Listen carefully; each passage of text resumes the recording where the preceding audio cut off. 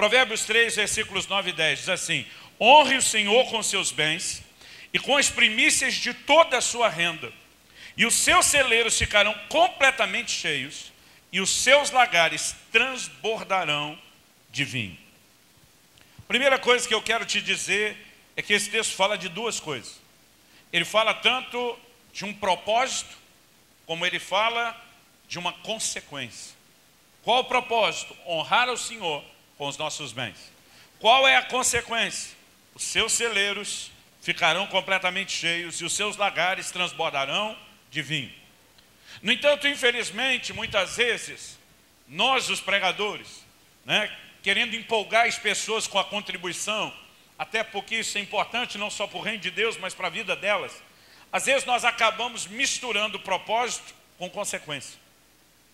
Ou, muitas vezes, invertemos.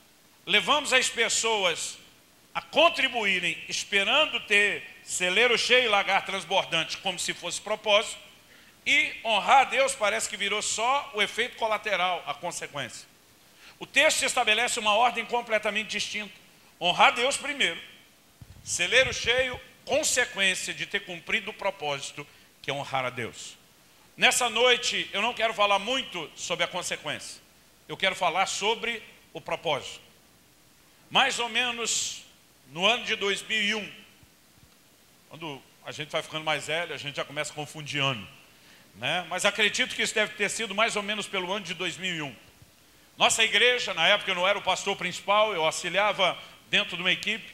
Nossa igreja estava num projeto de construção, de reforma, e eu me lembro que por falta de recursos nós tínhamos uma decisão administrativa a ser tomada junto com os pastores de governo a respeito de interromper a obra e a construção por falta de caixa. E eu lembro que na hora de tomar aquela decisão, alguém sugeriu o seguinte. Alguém disse, porque antes de decidir interromper a construção, porque a gente não faz um último apelo à igreja? Quem sabe a gente ainda tem um volume de entradas que nos permitem um pouco mais e parar um pouquinho além de onde nós estamos. Eu lembro que, enquanto falávamos sobre aquilo, nosso pastor principal na equipe perguntou, algum de vocês tem alguma palavra a respeito do assunto que queira aproveitar e compartilhar no domingo? Aí os amigos do presbitério ali meu, que eu apelidei de os amigos da onça, eles todos viraram para mim e disseram, Luciano tem uma mensagem já faz uns meses e ele não está querendo pregar ela. A razão de eu não querer pregá-la é porque estou falando de uma época, hoje, querido, as coisas estão um pouco melhores. Há quase 20 anos atrás, quando isso aconteceu, a gente ainda estava debaixo de uma influência de, vamos dizer aí, pelo menos 3 décadas atrás. Eu sou parte de um tempo onde pastor tinha vergonha de falar de dinheiro na igreja. A gente só faltava, naquela época, púlpito não era discreto que nem esse, uma coisa fininha, uns caixotes de madeira que a gente escondia atrás. Eu brinco que só faltava a gente esconder atrás deles na hora da oferta, ficar bem escondidinho e dizer, os irmãos nos perdoem, mas infelizmente nós temos que tirar as ofertas, os dízimos, e nós vamos tentar fazer isso do jeito mais rápido e indolor possível. Amém? Era uma coisa assim, discretíssima. Por quê? Porque não queríamos ser confundidos com gente que em nome de vamos fazer por reino de Deus, estava esculhambando as coisas. No entanto, o que nós não percebíamos nessa época, eu falo em nome de muitos pastores que compunham esse exército de gente tímida, é o tanto que a palavra de Deus fala a respeito do assunto de dinheiro. No seu livro, O Seu Dinheiro, de Howard Dayton, do Ministério Crown, ele diz que se você juntar todos os versículos da Bíblia a respeito de fé e oração, os dois juntos, você vai ter cerca de 500 versículos. Você concorda que fé e oração são assuntos importantes, vitais na vida cristã? 500 versículos juntando os dois assuntos, sobre dinheiro, bens, riquezas e posses. A Bíblia tem mais de 2.350 versículos. Agora, já estou atualizando a conta do Howard Dayton, que no livro dele é 2084 apenas. Mais de 2.350 versículos. Em quase metade das suas parábolas, Jesus tocou no assunto de bens, riquezas, dinheiro ou posses. Na verdade, a Bíblia fala mais sobre esse assunto quase do que sobre salvação. Pasmem os senhores e senhoras e as senhoritas. Quando a gente olha para a palavra de Deus, há um volume tão grande de informação que nos leva a uma única conclusão. Deus não queria tanto silêncio da nossa parte a respeito do assunto, porque se o assunto não for ensinado, não haverá conhecimento e o seu povo perece por falta de entendimento. Então, eu comecei a perceber com o tempo que Deus queria que a gente trouxesse um ensino claro, consistente, maduro da palavra sobre esse assunto. Mas naquela época, eu fazia de tudo para evitar. E quando meus amigos disseram, Luciano, tem uma palavra que Deus deu para ele no começo do ano e não pregou ainda. Meu pastor olhou para mim e falou, está escalado para pregar no próximo domingo. E eu fiquei apavorado, porque era o tipo de assunto que eu não queria ter que falar. Eu tinha toda a ordem da palavra na minha cabeça. Eu só não tinha o texto inicial, o ponto de partida. Eu não digo que ninguém seja obrigado a ter que pregar dessa forma, mas me chama muito a atenção quando a Bíblia diz que Filipe vai evangelizar aquele eunuco, aquele etíope, em Atos 8. E a Bíblia diz assim, e começando daquela escritura, lhe anunciou a Jesus. Essa ideia de que você parte de um texto bíblico para poder desenvolver uma ideia que ela é toda bíblica, ela de alguma forma me pegou desde o início do meu ministério de pregação e ensino. Então assim, eu tinha todo o contexto, mas eu não conseguia achar aquele texto que fosse o melhor pontapé inicial, algo que ditasse o trilho e o tom da conversa. Então agora, com a responsabilidade de pregar, eu lembro que eu passei aquele domingo orando. Primeiro eu orava para ter coragem de tocar no assunto, ensinar e pregar aquilo. Segundo, eu orava pedindo a Deus que Ele me desse o texto, porque eu tinha a estrutura toda da mensagem, mas eu não tinha o texto inicial. Enquanto eu estou lá orando, o Espírito Santo uma hora falou comigo, Provérbios 3, versículos 9 e 10. Eu meio que já lembrava o que estava, mas vim checar. E quando conferi, era esse texto que nós lemos. E eu pensei, tem tudo a ver com a mensagem que eu tenho para pregar. Foi nessa hora que Deus me surpreendeu, falando comigo de um jeito que não parecia ser jeito de Deus falar com os crentes. O Espírito Santo disse, se você pensa que vai usar o meu texto para pregar a sua mensagem, você está muito enganado. Eu levei um susto. Eu falei, até agora eu estava te pedindo um versículo que fosse o texto para pregar a mensagem. Ele diz, eu não te dei o versículo para isso.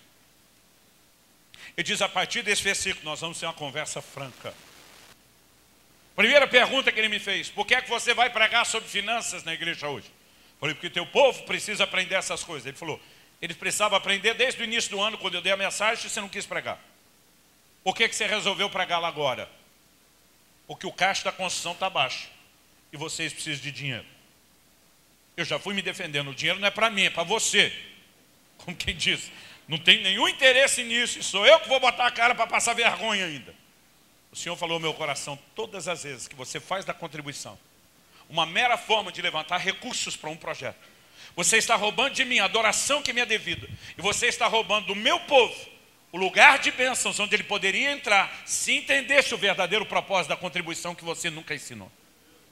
Irmão, pensa numa tarde tensa. Foram horas com a cara prostrada no chão chorando, Deus me esfregando o versículo da Bíblia atrás do outro na minha cara e me corrigindo. Eu tenho uma versão sem cortes para pastores. Para vocês vou trazer uma versão mais amena, mas naquele dia eu pensei, não é justo eu apanhar sozinho. Então até hoje eu estou dividindo a surra 18 anos depois com todo mundo. E a partir do que Deus me ensinou e me corrigiu aquele dia, eu quero compartilhar algo com você. Qual é o propósito primário dessa declaração? Honre ao Senhor com seus bens e com as primícias de toda a sua renda. Bens estão envolvidos, mas a ordem aqui não é contribua. A ordem aqui é honre. O ponto central aqui é um só. O assunto a ser discutido é um só. É uma questão de honra. Você pode repetir isso comigo? Diga, é uma questão de honra. Então, o que Deus está apresentando diante de mim e diante de você é o que nós precisamos entender. O interesse de Deus nunca foi na minha e na sua oferta. O interesse de Deus nunca esteve na minha e na sua contribuição. Aliás, deixe-me mostrar um outro texto que esclarece exatamente isso. Vá comigo para Malaquias, capítulo 1. Malaquias, capítulo 1. Vamos ler do versículo 6 até o 10. Talvez seja mais fácil abrir Mateus e voltar 1. Malaquias, capítulo 1, a partir do versículo 6. O texto sagrado diz, o filho honra o pai e o servo ao seu senhor. Se eu sou pai, onde está a minha honra? Se eu sou senhor, onde está o respeito para comigo? Diz o Senhor dos Exércitos a vós outros, ó sacerdotes, que desprezais o meu nome. Vós dizeis, em que desprezamos nós o teu nome? Ofereceis sobre o meu altar pão imundo, e ainda perguntais em que te havemos profanado. Nisto que pensais, a mesa do Senhor é desprezível. Quando trazeis animal cego para o sacrificardes, não é isso mal? E quando trazeis o coxo ou o enfermo, não é isso mal? Ora, apresenta-o ao teu governador. Acaso terá ele agrado em ti e te será favorável? Diz o Senhor dos Exércitos. Agora, pois, suplicai o favor de Deus, que nos conceda a sua graça, mas com tais ofertas nas vossas mãos, aceitará ele a vossa pessoa, diz o Senhor dos Exércitos. Tomara houvesse entre vós quem feche as portas, para que não acendesseis debalde, essa palavra significa à toa, em vão, o fogo do meu altar. Eu não tenho prazer em vós, diz o Senhor dos Exércitos, nem aceitarei da vossa mão a oferta. Vamos fazer uma pausa aqui. Verso 6. O filho honra o pai e o servo honra ao seu senhor. São dois níveis de relacionamento que nós temos com Deus. Ele é nosso pai, nós somos seus filhos. Ele é nosso senhor, nós somos seus servos. Tanto em um como outro. Deus está dizendo, existe honra. O filho honra o pai, o servo honra ao seu senhor. Diz, se eu sou pai, cadê minha honra? Se eu sou senhor, cadê o respeito para comigo? Que é um dos sinônimos ou significados de honra. O que é que Deus está dizendo? Eu não estou atrás da oferta de vocês. Oferta vocês até entregaram. O que eu esperava é que a oferta de vocês refletisse honra. Mas Deus está dizendo, não reflete. Então ele chega ao ponto de dizer no versículo 10, tomara houvesse alguém que fechasse as portas. Aqui ele está falando do templo. Para quê? Para não acender à toa o fogo do meu altar. Deus está dizendo, se vocês vão trazer oferta, mas não vão entregar honra, por mim fecha logo as portas do templo, apaga o fogo do altar e vão parar com a brincadeira. Porque ou vocês me dão honra ou não precisa dar nada. E naquele dia o Senhor me disse, ou você ensina o povo a me dar honra, ou eles não precisam dar nada. E aquilo foi um choque para mim. Na real, a sensação que eu tinha, que eu nunca tinha enxergado esses versículos da Bíblia, ou que nunca os tinha compreendido. Deus está dizendo, leva o que você está trazendo para mim, para o teu governador. Desde aquela época já se fazia média com governantes, com autoridade, com político. E diz, tenta levar para ele o que você está trazendo para mim. Por quê? Desde a velha aliança, Deus estabeleceu que o sacrifício tinha que ser perfeito. Porque para Deus nós sempre precisamos fazer o melhor. Agora, o povo estava trazendo o coxo, o cego, o dilacerado, e não estavam fazendo isso por falta de condições de trazer um bom. No versículo 14, Deus diz assim, pois maldito seja o enganador, que tendo animal sadio no seu rebanho, promete e oferece ao Senhor um defeituoso. Então não era falta de ter o que oferecer, é que eles não haviam compreendido e entendido a perspectiva correta de honra. Deus não está atrás da minha e da sua oferta. No versículo 9, aliás, a pergunta de Deus através de Malaquias é, com tais ofertas nas vossas mãos, aceitará ele a vossa pessoa? O que Deus aceita, quando aceita, não é oferta, é o ofertante. Mas quando rejeita, também não é oferta, é o ofertante. Gênesis 4 diz, Deus se agradou de Abel e da sua oferta. A oferta vem depois. Mas não se agradou de Caim e da sua oferta. A oferta vem sempre depois do ofertante. Porque a oferta, ela reflete muito mais do que a entrega de uma coisa qualquer. Ela deveria ser a declaração de algo que rege a nossa relação com Deus. Ela deveria expressar honra, porque o que Deus quer não é oferta. Irmão, se o que Deus quisesse fosse oferta, qualquer oferta deveria agradá-lo. Mas por que é que ele rejeitou a oferta de Abel? Se o interesse dele fosse na oferta, pega a oferta, sorri e fique feliz, ponto final. Mas o que nós não entendemos é que o interesse de Deus nunca esteve na oferta. Se o interesse de Deus fosse na oferta, ele não poderia ter reclamado de Ananias e Safira o que dizer, ter julgado eles. Porque o camarada deu uma boa oferta. A Bíblia diz, vendeu uma propriedade, reteve uma parte do preço. Tenta imaginar o valor de um terreno, de um lote, aqui em São Gonçalo. Não precisa ser necessariamente dos maiores, nem da melhor localização. Vamos imaginar o preço do menor terreno. Imagina que alguém vendeu e falou, não vou dar tudo. Vou segurar um quarto, só vou dar 3/4. Irmão, ainda assim, é uma baita de uma oferta. Mas aquele cara não agradou a Deus, pelo contrário, desagradou, porque Deus nunca esteve atrás da oferta. O que Deus espera de nós é uma atitude de honra, e o que o Ananias fez, desonrou a Deus, não honrou o Senhor. Então, quando nós começamos a enxergar o que realmente Deus espera, Isso precisa redefinir aquilo que nós fazemos. Por que Deus se agradou da oferta de Abel e não se agradou da de Caim? A Bíblia fala sobre isso. Mas antes de falar sobre isso, eu quero que você pense comigo. Em Tiago, no capítulo 4, posso tirar isso aqui? Eu vim tentando parecer pastor. Eu vejo você esculhambado desse jeito. Reformado desse jeito. Normalmente o ar-condicionado me assusta, mas esse de hoje está bem comportado, eu acho. Gente, então vamos lá. Brincadeira à parte, Leandro está todo elegante. Vocês têm que ver o sapato que eu estou olhando aqui, gente. Nem Salomão, em toda a sua glória, se vestiu com um desse. O que eu estava falando mesmo? Tiago capítulo 4. Tiago capítulo 4, versículo 2 diz assim: nada tendes porque não pedis. Tem gente que não recebe de Deus porque não pede. Então isso nos faz concluir que pedir é a coisa certa para se receber de Deus. Concorda comigo? Mas no versículo seguinte, Tiago 4,3, a Bíblia diz assim: pedis e não recebeis porque pedis mal. Mas pedir não é a coisa certa para receber de Deus? É. Mas se fizer a coisa certa do jeito errado, não funciona. Então isso é algo que nós temos que entender na Bíblia. Vamos dar outro exemplo além de oração, a ceia do Senhor. Paulo diz em 1 Coríntios 10,16, ele chama de o cálice da bênção. Por que ele chama isso? Ele não chama de o cálice abençoado, ele diz o cálice da bênção que abençoamos. Mas o cálice tem bênção. Participar da mesa do Senhor, da ceia do Senhor, traz bênção. Mas para que haja bênção, você tem que fazer a coisa certa, do jeito certo.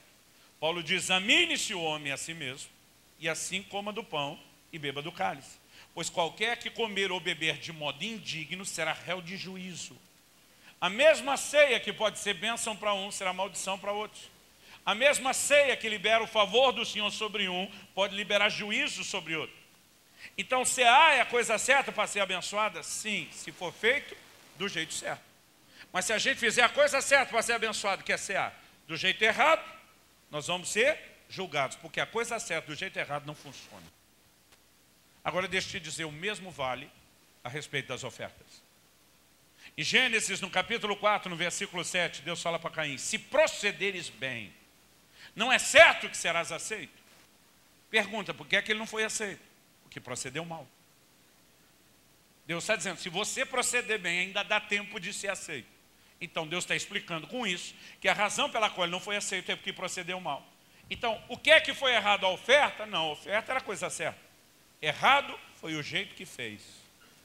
E a Bíblia nos dá pista onde Abel acertou e onde Caim errou, sim. Se você olhar lá em Gênesis 4,3, a Bíblia diz que Abel trouxe ao Senhor das primícias do seu rebanho. Ele trabalhava com gado. E quando começaram a nascer os primeiros filhotes dos primeiros animais, que seriam os seus primeiros ganhos ou rendimentos do seu trabalho, ele decide entregar a Deus as primícias. A palavra primícia significa primeiros frutos. O que é que ele está dizendo com isso? Ele está dizendo para Deus: antes de desfrutar do fruto do meu trabalho, você primeiro, eu depois. Eu espero os próximos filhotes nascer para desfrutar disso depois, mas eu quero honrar o Senhor. Eu quero te dar a primeira parte, eu quero te colocar na frente. Porque o verbo honrar significa fazer distinção, fazer diferença. Então ele está dizendo: eu quero te tratar, te colocando à minha frente. Eu venho por último, eu fico depois. E Deus se agradou de Abel. Agora, o que é que o Caim fez? A Bíblia diz que no fim de uns tempos, Caim trouxe uma oferta ao Senhor. A palavra tempos ali indefinido, no hebraico, não determina, assim como no português tempo, não determina se é dias, se são semanas, se são meses. Mas o fato é que enquanto um colocou Deus primeiro, o outro deixou Deus por último, no fim de uns tempos, trouxe Caim uma oferta ao Senhor. Enquanto um coloca Deus em primeiro lugar, o outro coloca Deus por último. O que Deus queria não era oferta. O que Deus queria era a declaração por trás da oferta, do lugar que ele deveria ocupar na vida de cada um. Quem está entendendo, diga amém. Em Marcos, no capítulo 12, do versículo 41 até o 44, a palavra de Deus nos mostra que Jesus está em Jerusalém no templo e ele se assenta diante do gasofilácio, do cofre das ofertas.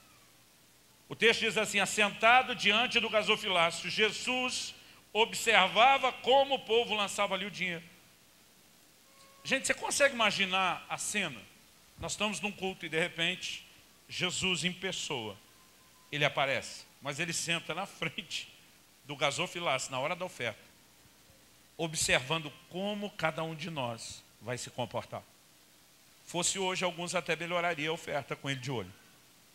O que a gente esquece é que ele está de olho sempre, mesmo que a gente não perceba. Agora é interessante que Jesus não está observando quanto as pessoas davam. A Bíblia diz que ele observava como elas ofertavam. E esse é um ponto importantíssimo. Até porque o quanto é relativo. De um para outro, você pode ter duas pessoas ofertando R$20 e elas estão dando valores completamente diferentes. Porque tudo depende de quanto cada um ganha e quanto cada um tem. Não precisa nem se comparar com outros, se compare com momentos diferentes na sua vida. Eu já tive época na minha vida que R$50 era troco e gorjeta. Eu já tive época que era comida de algumas semanas. Então o quanto é relativo. Jesus não compara o quanto de um com o quanto do outro. Mas ele está de olho no como. E nessa capacidade de observar o como, o que a Bíblia diz que ele viu? Ora, muitos ricos depositavam grandes quantias. Vindo, porém, uma viúva pobre, depositou 2 pequenas moedas correspondentes a 1 quadrante, que era a menor moeda do Império Romano. Quer dizer, os 2 leptos, as 2 moedinhas dela, quando fazia o câmbio para o Império Romano, só dava a menor moeda de todos. E chamando os seus discípulos, disse-lhes: em verdade vos digo, que essa viúva pobre depositou no gasofilácio mais do que fizeram todos os ofertantes. Irmão, aquilo choca a cabeça de qualquer um, a contabilidade de qualquer um. Eles viram os ricos colocando grandes quantias. Como é que Jesus está dizendo que essa mulher deu mais? Ela só deu 2 moedinhas. Aquilo talvez não produziu impacto nenhum na contabilidade do tempo, se é que não deu prejuízo. Em 2001 eu tentei fazer uma conta da grama da prata, do quadrante ou dos 2 leptos que ela deu. Pelo que valia na época a grama da prata em real, aqueles 2 leptos juntos daria 25 centavos de real, pelo valor da grama da prata.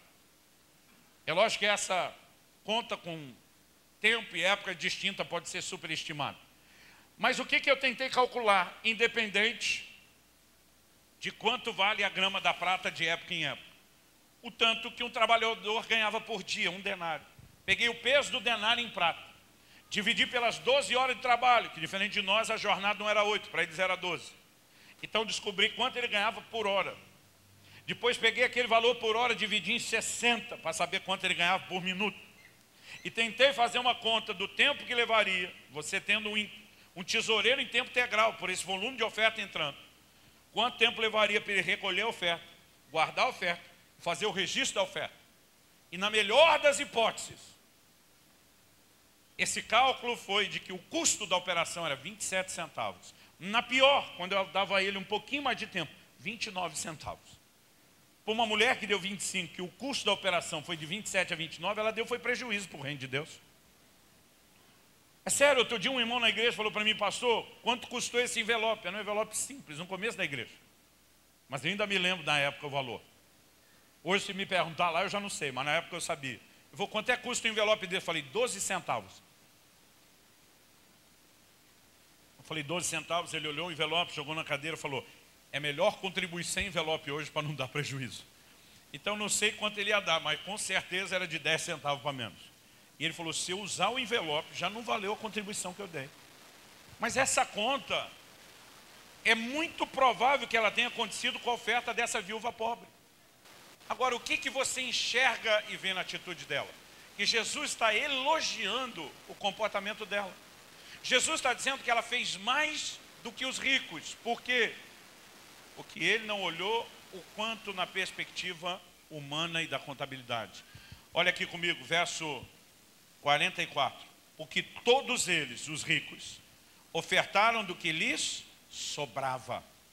Ela, porém, da sua pobreza, deu tudo quanto possuía, todo o seu sustento. Os ricos deram bastante no prisma da contabilidade, mas Jesus olhou e falou: deram do que sobrava.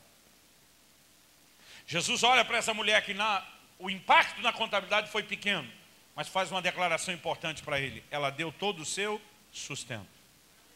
Preste atenção em algo: Deus não está interessado na sua sobra.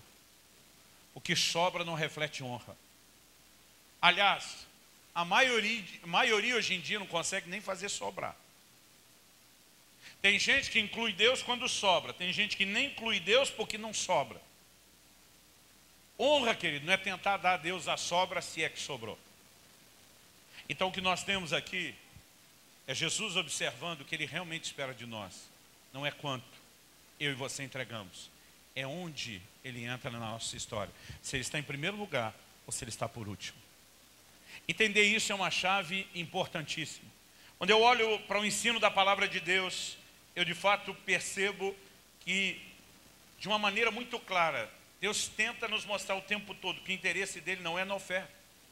Eu me lembro que naquele dia, quando Deus me corrigiu, Ele falou comigo: eu não quero que você faça o que alguns amigos seus você já viu fazer. Eu me lembro de alguns colegas tentando incentivar o povo na hora da oferta. Dizia, naquela época ainda tinha, hoje nem tem mais a nota de 1, é só a moeda. Eu via eles dizendo: não vem com a nota de 1 não.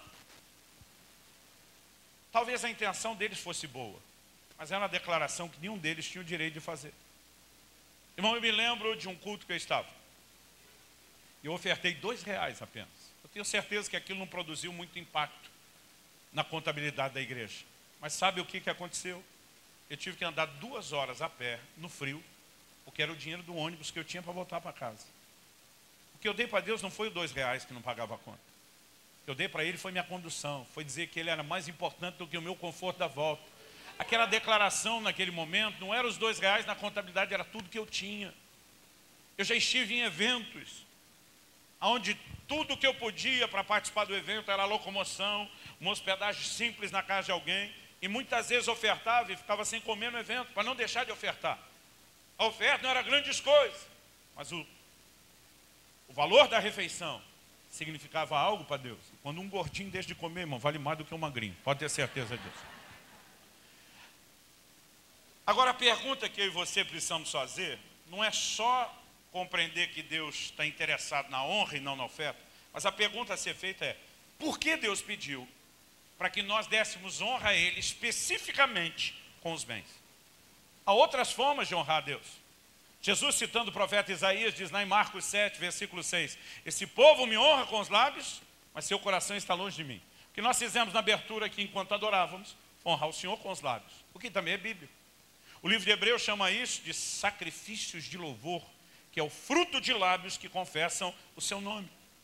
Mas em nenhuma outra área Deus foi tão específico pedindo honra como Ele foi em relação às finanças. Então, nós precisamos entender por que Ele quer ser honrado com os bens. Por que Ele quer ser honrado com as primícias da renda. Onde o dinheiro ou as coisas materiais entram nessa história. E é aqui que nós temos que entender muito bem algo. Eu me lembro de uns anos atrás, um irmão falando para mim, já dizia Sagrada Escritura, e ele dispara: o dinheiro é a raiz de todos os males. Eu lembro que eu falei para ele: a Bíblia não diz isso. Diz, não diz, diz, não diz. Aí começou a discussão. Falei: me mostra onde diz. Falou: não, tem um texto lá que se o senhor me ajudar a achar, eu te mostro. Eu falei: você deve estar tentando achar esse aqui. Abri em 1 Timóteo, no capítulo 6, nos versículos 9 e 10. Se você for rápido de endereço, me acompanhe, senão só preste atenção.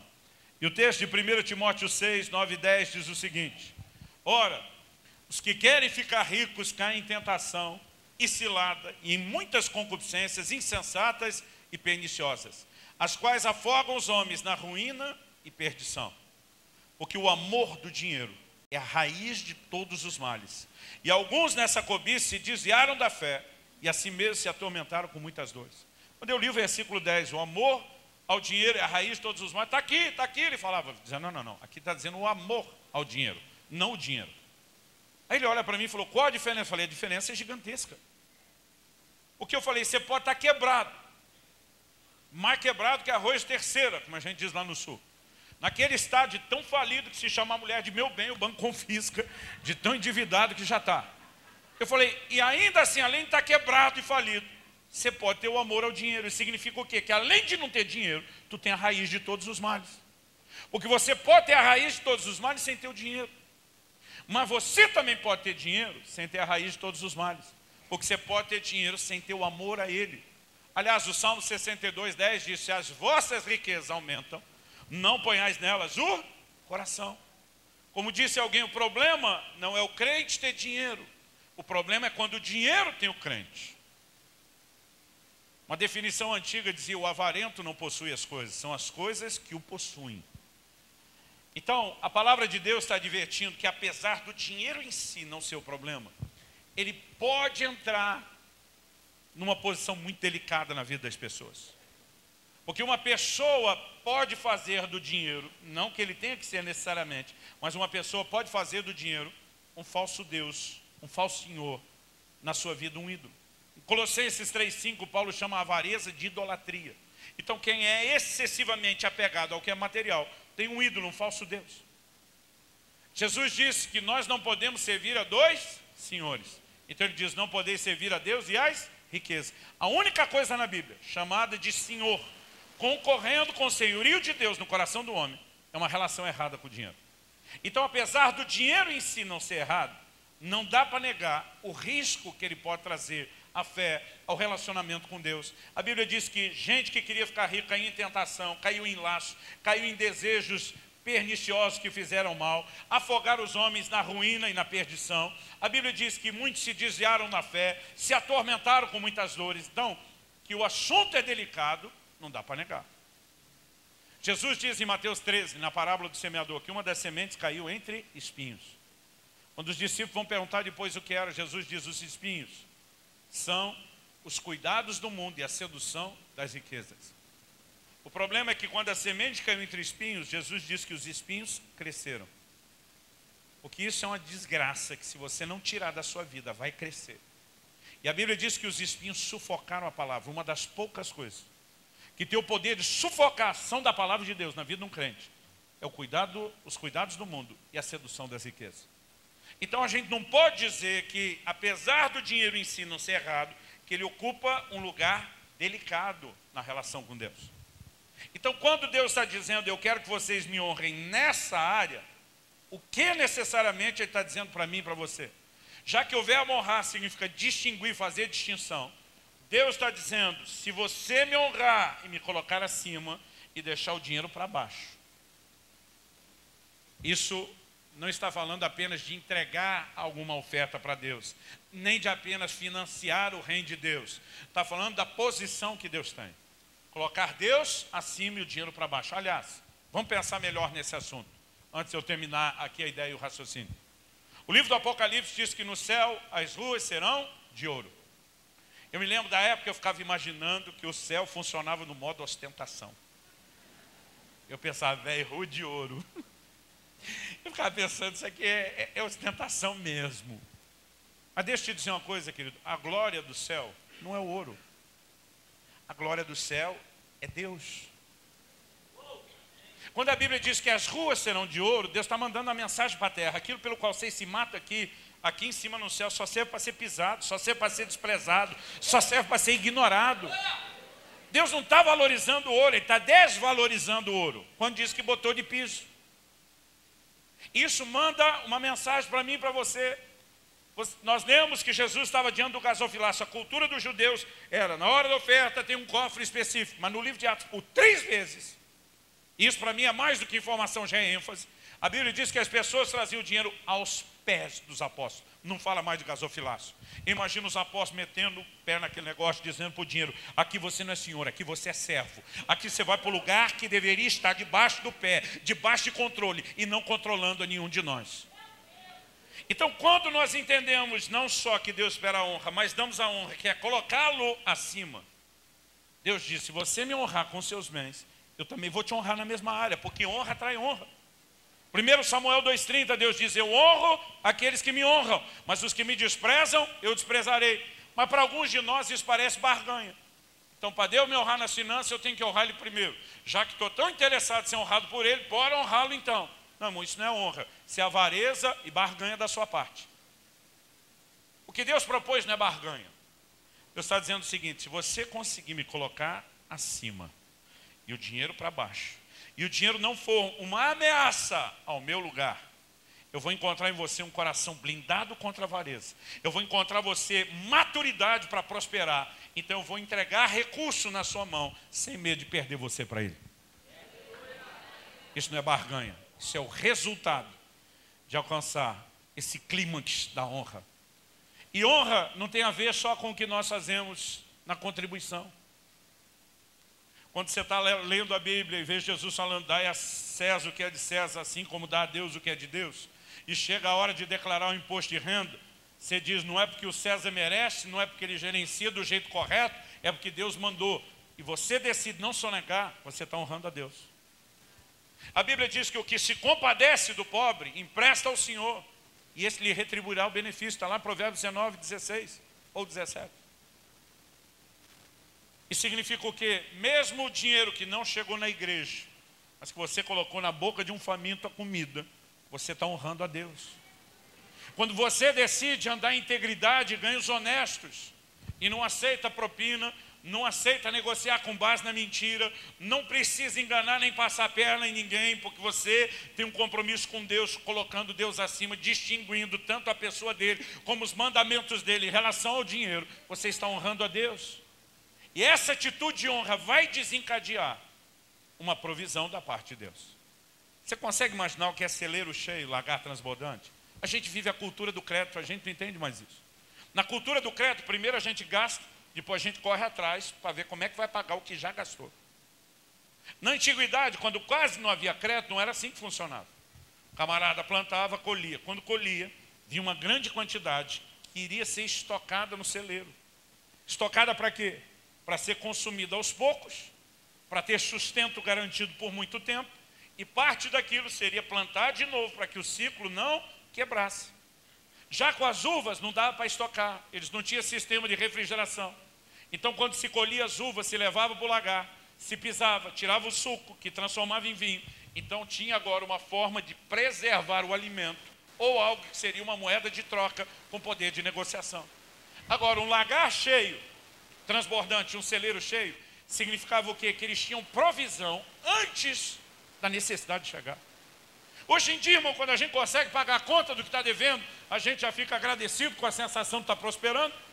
Eu tenho um pastor amigo que diz, hoje em dia, só está zerado no banco já é prosperidade. Ele diz, o cara não precisa ter dinheiro, se não tiver devendo já é prosperidade. Mas o que eu e você precisamos compreender, e eu não estou falando de riqueza necessariamente, mas Deus quer trazer na minha e na sua vida provisão antes da necessidade chegar. Essa é a mentalidade de Deus. Quando Deus envia o profeta Ágabo para dizer que haveria uma fome que ia atingir especificamente os crentes da Judéia, por que é que Deus falou isso antes de acontecer? Porque ele é fofoqueiro, não consegue guardar segredo? Claro que não. Ele queria que os irmãos começassem a se mobilizar e levantar a provisão antes da necessidade de chegar. Você consegue imaginar isso? A fome nem tinha batido na Judéia. Deus já estava despertando gente, mobilizando igrejas para trazer a provisão de um problema que ainda ia aparecer. Porque diferente da gente que vive a mentalidade do crédito, Deus quer que eu e você tenhamos provisão antes da necessidade de chegar.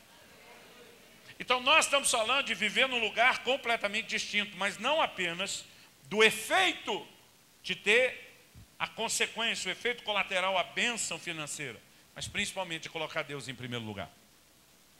Finado Billy Graham, homem que mesmo ainda vive, virou uma lenda do Evangelho. Ele dizia, se uma pessoa adquire a atitude correta em relação ao dinheiro, isso ajudará a endireitar quase todas as outras áreas da sua vida. Esse é um assunto tão delicado que quando alguém consegue lidar com isso de forma correta, há um grande indício de que quase todas as outras áreas serão igualmente tocadas. Para terminar essa nossa primeira parte, em primeiro lugar, eu falei que o que Deus quer não é a oferta, é a honra. Em segundo, é o questionamento, por que honrar ao Senhor com os bens, porque é uma área delicada. Mas em terceiro e último lugar, eu quero lembrar você que o que importa não é nem o que é feito com a oferta.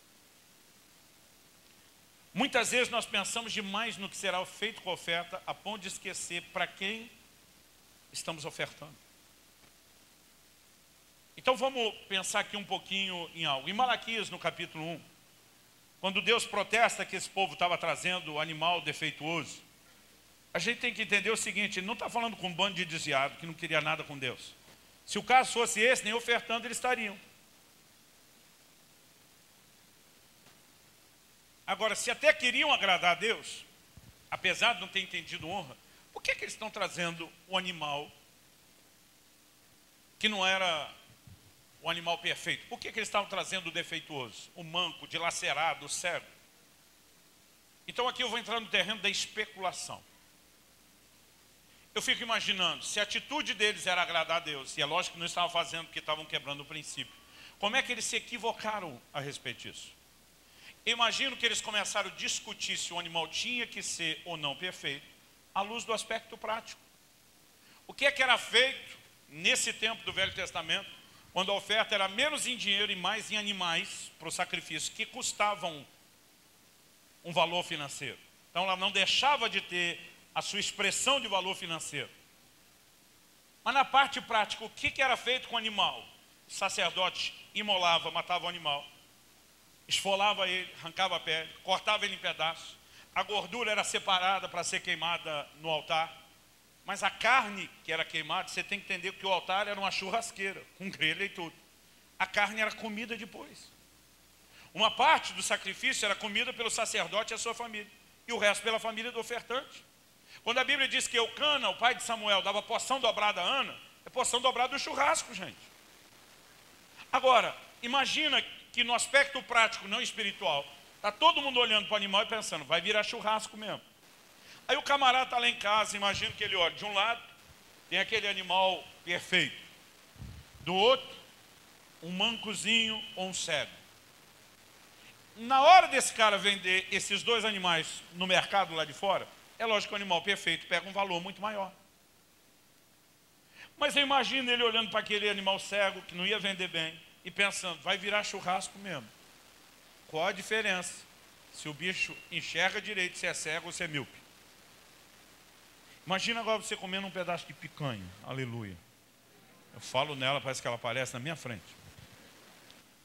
Aí você corta um pedaço daquela picanha, não sei como você gosta, eu gosto no ponto. Aí você põe ela na boca, ó. Aí de repente você diz assim, que maravilha. Mas você fala, pena que o bichinho era cego. Irmão, quem consegue perceber isso? Eu, há 50 quilos atrás, que eu já pesei, eu tinha superpoderes no meu paladar. Eu dizia para as pessoas, se me dá um copo de Coca-Cola, eu dou um gole, eu te digo a embalagem. Se ela é vidro, se ela é lata, se ela é plástico mole ou plástico duro. Alguém falou, e a máquina? Eu falei, a máquina é covardia, qualquer criança sabe a diferença. Aí eu falei isso num culto, não sei aonde encaixou o exemplo. Quando terminou o culto, fui para a casa de um irmão da igreja com o pastor. Quando chega, tem um monte de gente em volta de uma mesa. Quando eu vou me aproximando, o povo vai abrindo. E quando eles vão abrindo, não tem nada na mesa, a não ser um copo de Coca-Cola. O pastor olha para mim e diz, hora da verdade, do tira-teima. Aí eu lembro que eu pego aquele copo, dou um golinho. Falei para eles, a Coca é de uma garrafa PET de 2 litros, plástico mole. Falei, mas esse pinguinho de Pepsi Twist Light que alguém colocou aqui achando que eu não ia perceber é ridículo. Aí um cara do lado falou, cruz credo. Aí eu vi que ele estava meio assustado, já embalei na brincadeira e falei, e pega a garrafa que eu vou dar o código de barra. Eu sabia de cor isso, né? O irmão que não sabia que eu sabia de cor pegou, eu dei mais um gole e falei o código de barra. O sangue de Jesus tem poder, disse um. Eu já tive esse tipo de superpoderes. Agora, nem com isso, provando um pedaço da picanha, eu ia conseguir dizer se o bicho era ou não era cego. Porque não muda o gosto da picanha, gente. Então, se não muda na prática, por que é que eu tenho que entregar o bom que vale mais lá? A questão não é entregar o melhor pelo gosto do churrasco. É para quem você está entregando.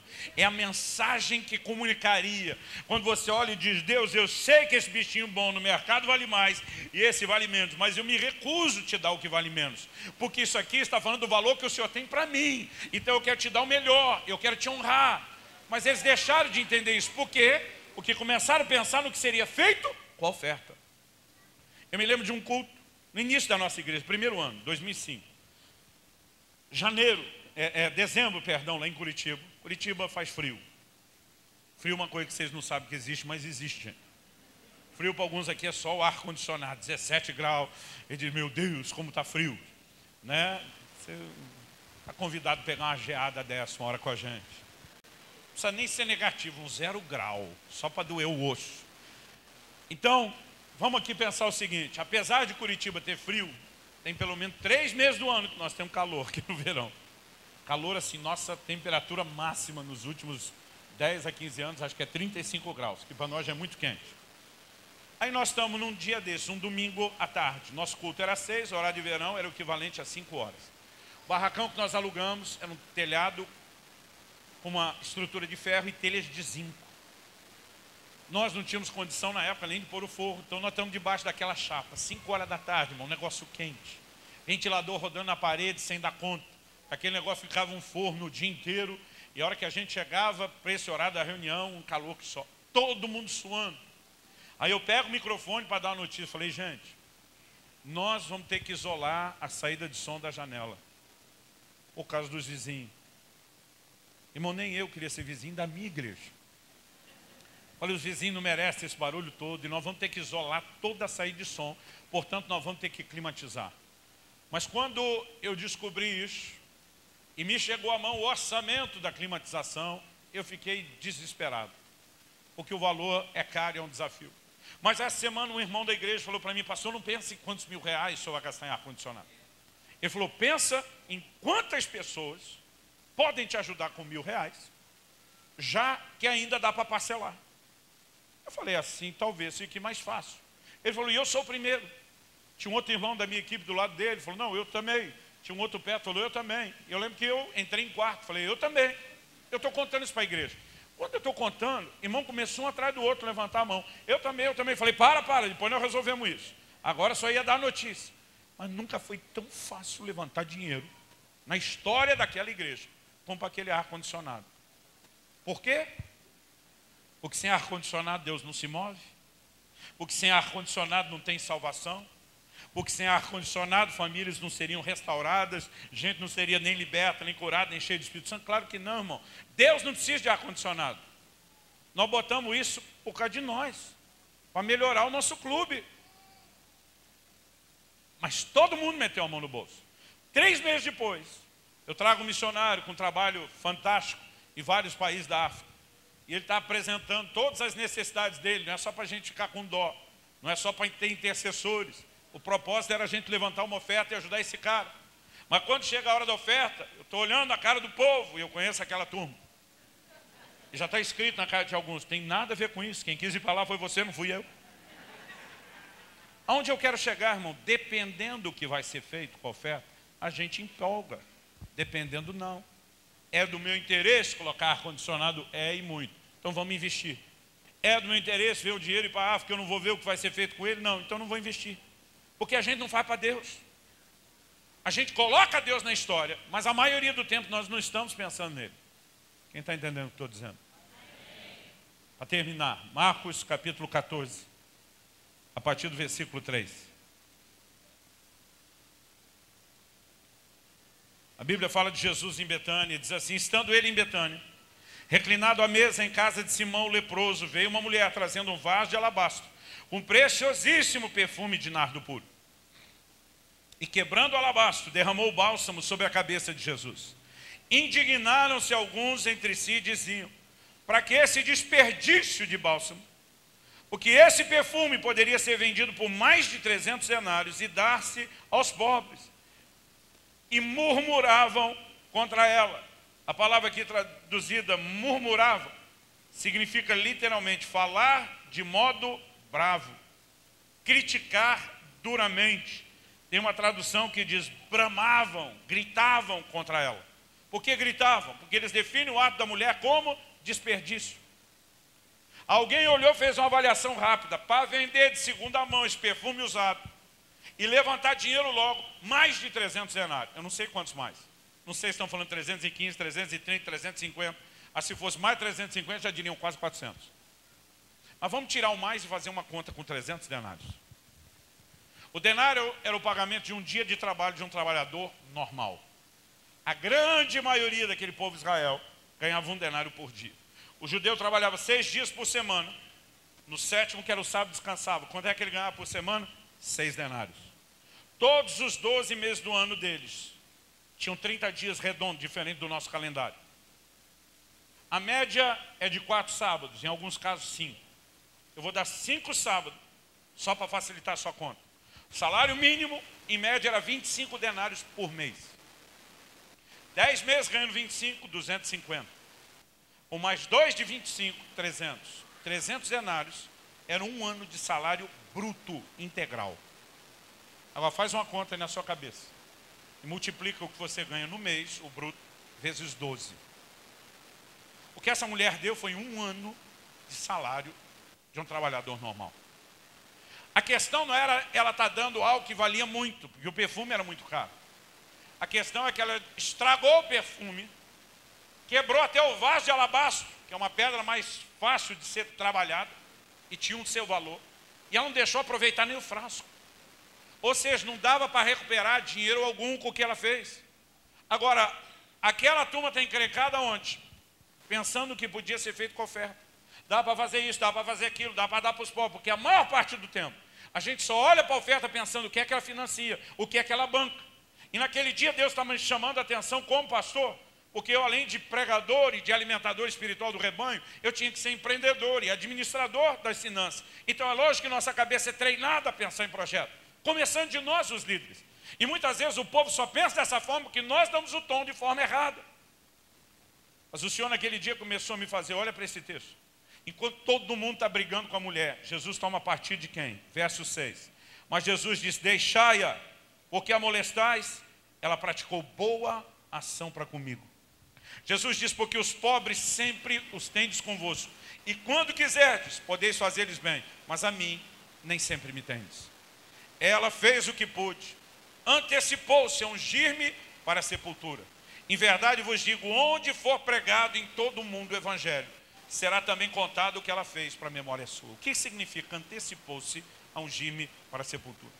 O Salmo 16, que tem uma profecia messiânica que é muito repetida no Novo Testamento, diz, não deixará a sua alma na morte e nem o seu corpo verá corrupção. Isso sempre é aplicado à ressurreição de Jesus. O que significa? Que nos 3 dias em que o corpo de Jesus ficou no túmulo, ele não entrou em decomposição. Diferente de Lázaro, que com 4 dias cheirava mal, o corpo de Jesus nunca se decompôs, enquanto aguardou a ressurreição. Jesus está dizendo, essa mulher veio ungir o meu corpo. Jesus está dizendo que o que ela fez foi um ato profético. Ao derramar esse perfume caríssimo, ela está declarando profeticamente que a verdadeira e real unção do Espírito de Deus envolverá o meu corpo durante os dias em que estarei na sepultura. Ela está me preparando para um evento de magnitude muito maior do que o projeto que vocês estão pensando. Jesus está dizendo, enquanto vocês só enxergam um projeto, essa mulher enxergou a minha pessoa, essa mulher enxergou a minha obra, ela entendeu o meu propósito. Então ele está dizendo, não se metam com ela. Aí ele diz, onde for pregado o evangelho no mundo inteiro, em todos os lugares, em todas as épocas, o que ela fez será contado. Não apenas porque ele queria que a gente aprendesse com ela, ele disse, será contado para a memória dela. Sabe o que Jesus fez? Imortalizou essa mulher, Maria de Betânia. Ele disse, onde o evangelho chega, todo mundo vai saber dessa mulher e do que ela fez. Agora, eu lhe pergunto, isso é honra? O que Jesus deu a ela? Claro que é. Uma honra que você não vê ele dando nem à sua mãe, nem aos seus irmãos, nem aos seus 12 apóstolos. Agora, se ele honra os que o honram e honrou essa mulher dessa maneira, a lógica nos remete ao fato de que então ele se sentiu muito honrado pelo que ela fez. Honrado porque alguém enxergou a pessoa e não o projeto. Quem está entendendo, diga amém. Nós precisamos aprender a entrar nesse lugar de compreender que mais importante não é o que é feito com oferta, é para quem e por que nós entregamos. João capítulo 12, versículo 6, nos traz uma informação que eu nem gostaria que estivesse na Bíblia, já me envergonhou muito. João diz que Judas, que era o primeiro tesoureiro da história da igreja, era ladrão e metia a mão na bolsa. Um dia eu falei, Deus, desnecessária essa informação. Nós já temos que lidar com desconfiança, já é difícil com toda a honestidade, integridade, manter credibilidade. O Senhor ainda coloca em xeque o primeiro tesoureiro da história da igreja. E Deus honestamente faz isso. E é uma coisa que eu amo na Bíblia, essa honestidade com que ela apresenta a história de todo mundo. Agora, por que é que Jesus precisava de um tesoureiro? Porque as pessoas contribuíam para o ministério dele. Lucas 8 diz que mulheres ricas o serviam com seus bens. Irmão, financiar aquelas viagens, 12 se movendo junto, transporte, comida, hospedagem.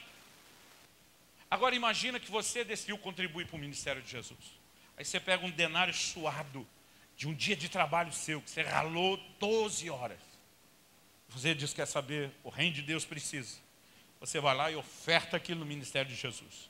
No final do dia, sem que ninguém visse, o miserável do Judas, como diria o bom nordestino, aquele cabra safado, mete a mão na bolsa e ele pega logo o seu denário.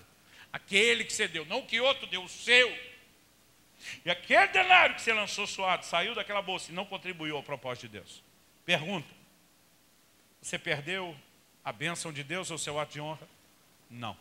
Não estou fazendo apologia ao mau uso ou má administração dos recursos, de forma alguma. É só você olhar o fim de Judas e você descobre que não dá para brincar com o que é sagrado. Mas preste atenção, a questão não é o que é feito com o seu dinheiro, é quem você enxergou e por que você fez. Esse é o ponto diferencial. E quando Deus me fez enxergar e entender isso, na perspectiva do gesto dessa mulher, isso mudou a minha vida para sempre. Eu quando li esse texto fiquei pensando, esses discípulos eram um bando de cabeção mesmo, cabeça dura. Porque é fácil a gente julgar os outros. Porque o cisco no olho do irmão a gente vê de longe, porque a gente não vê a trave no nosso. Quando eu estava julgando ele, o Espírito Santo falou, se você estivesse lá naquele dia, você tinha feito a mesma coisa que ele. Eu disse, não, eu não. Se você estivesse lá, tinha feito a mesma coisa. Não, fiz minhas palavras de Pedro, de modo nenhum, Senhor. Pela terceira vez ele falou comigo, se tivesse lá, tinha feito a mesma coisa. Quando eu neguei a terceira vez que eu teria feito a mesma coisa, porque eu achava que não faria. Ele disse, você fala isso agora, porque você entende o desfecho da história. Mas de repente ele me deu uma visão. Então volte comigo aonde começamos, naquela tarde de domingo. Eu estou prostrado, chorando, Deus me confrontando. E um filme passou na minha cabeça. Um filme que eu não tinha controle sobre o script. Daniel fala, as visões da minha cabeça. O que eu vi não foi do lado de fora, foi dentro da minha cabeça. Mas é como se eu sonhasse acordado sem controle nenhum, eu vi. A igreja que pastoreávamos era algo parecido com o prédio. Quanto você tem de largura aqui? Você tem ideia? 18. Era mais ou menos o que a gente tinha ali, 19 ou 20 de largura. Só que a gente tinha 55 de comprimento, deveria ser um pouquinho maior. Mas eu me lembro que cabiam sentadas. O tipo de cadeira que a gente tinha, 1.040 pessoas. Então não era muito diferente do que está aqui não. É como se houvesse uma câmera filmadora do alto, pegando do meu canto esquerdo aqui, enviesado a igreja. Então a perspectiva da visão é como se o culto tivesse sido filmado dessa forma. Então eu estou assistindo o culto. Só que eu também estou lá dentro do culto. E eu tenho duas percepções do que acontece. Uma é do ângulo da visão e outra é a minha lá dentro. Eu aqui de cima, do ângulo da visão, eu estou vendo todo o povo na adoração, mas é como se estivesse multicanal. Eu ouço o que um fala, eu ouço o que outro fala. Aquilo não mistura com o barulho geral. É muito difícil de explicar. Enquanto eu estou assistindo, e o eu dentro da visão só tem a percepção do que acontece à minha volta. Então, eu estou olhando aquela cena e eu vejo uma pessoa, eu estou impressionado com a intensidade da adoração da igreja. Era uma cena de deixar qualquer pastor feliz, contente, de ver o nível de entrega, de rendição. E eu vejo um rapaz descendo o corredor. Digo descendo porque a gente tinha uma inclinação, provavelmente de 1 metro, do começo para o fim do corredor. E me chama a atenção aquele rapaz está descendo. E eu consigo ouvi-lo no meio da multidão cantando. Ele vem chorando, quebrantado, e diz, Jesus, eu te amo tanto, tanto, tanto. Ele diz, eu te amo mais do que o dinheiro, e eu vou provar. E chama atenção aquela frase. Ele desce, e ele fala de novo a mesma frase. Ele vem passando aqui pela frente, e o eu que estou na visão, quando ele passa, ouve também o que ele está dizendo. Eu te amo mais do que tudo, mais do que o dinheiro, e eu vou provar. Quando ele fala isso, o eu que estou na visão pensa, prova mesmo. A gente estava naquele momento de precisar do recurso para finalizar a obra. E ele se ajoelha ali na frente, de costa para mim que estou dentro da visão. E quando ele se ajoelha, era uma noite fria, típica nossa do sul. Ele estava usando um casaco, não sei se aquilo é um blazer, uma jaqueta, não sei como definir. Eu nunca vi nada igual, a não ser naquela visão. E ele enfia a mão dentro do bolso, do lado de dentro, aqui da altura do coração. E ele tira de dentro do bolso daquela jaqueta um maço grosso, assim, de uns 2 dedos meu. Chegará a mais de 2 de algum de vocês. Daquelas notas azulzinhas de R$100. Sabe aquela que a gente vê mais no cartaz do banco e na revista do que na mão? Quando eu vejo ele segurando aquele pacote, minha cabeça de empreendedor, administrador, dispara a fazer os cálculos. Quantos centímetros tem um maço? Quantos milímetros tem uma nota? Quantas notas cabem dentro do maço? Vezes 100. Quando eu chego no valor aproximado, irmão, porque ele pega aquele macho, joga no chão e diz, eu te amo mais do que o dinheiro, eu vou provar. Quando eu chego no valor aproximado, eu começo a dar glória a Deus. Mas eu estou dando glória a Deus para o primeiro, ele tira um segundo maço igual aquele, e diz de novo, eu te amo mais do que o dinheiro, eu vou provar. Agora é glória para um, aleluia para o outro. De algum lugar, irmão, são um terceiro maço. No terceiro já está tocando a música da pastora Ludmila, na minha cabeça chegou a nossa vez, chegou a nossa hora. Eu estou pensando, meu Deus, nós vamos terminar o projeto. Agora, quando aqueles machos todos estão lá, ele enfia a mão no bolso, ele tira um frasquinho, sem nenhum rótulo, abre, começa a jogar um líquido em cima daquilo. Eu que estou atrás da visão, não que estou olhando, sinto cheiro de álcool. Não é culto de libertação, Zé Pilinta não pegou ninguém, mas está fedendo álcool. Aí esse cara enfia a mão no outro bolso e tira uma caixa de fósforo. E fala para Deus, eu te amo mais do que o dinheiro e eu vou provar. Irmão, quando ele está para arriscar aquele fósforo, que o eu na visão, entendo o que aquela criatura quer fazer, você sabe como terminou a visão? Eu voei no pescoço daquele cara. Mas voei antes de ele riscar o fósforo, agarro o pescoço dele. Na primeira rolada que nós demos, eu já estava dizendo, sai dele em nome de Jesus. E para mim aquilo era coisa do cão, tentando roubar a provisão de Deus. E foi nessa rolada, eu repreendendo o demônio, que a visão sumiu. Quando a visão sumiu, eu ouvi ele falar comigo, se você estivesse lá, tinha feito a mesma coisa. E naquela hora eu entendi que o que ele me deu foi uma visão contemporânea, contextualizada, do episódio de Maria. O que ela fez com o perfume é a mesma coisa que se aquele camarada tivesse queimado dinheiro. Era um desperdício. Não pagaria conta nenhuma. Agora, não diga que o pastor Luciano ensinou uma nova modalidade de oferta, que é para você sair queimando dinheiro, que aí o Leandro vai voar no seu pescoço. Você vai ver o que é bom. Mas preste atenção, a maior importância não é no que é feito, é por que e para quem fazemos. É por isso que Paulo diz, vai um irmão a juízo contra outro irmão, esperante incrédulos. E diz, por que é que você não sofre a perda? Por que é que você não sofre o dano? O que ele está dizendo?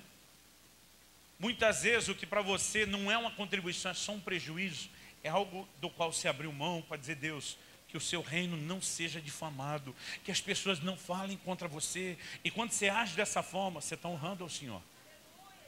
Então não importa se é uma aparente perda, essa atitude de honra não apenas mantém Deus no lugar que Ele deveria, mas agrada a Deus, a forma como você o trata, e mostra que você está preparado para que Ele te confie mais, sem que você se perca no processo.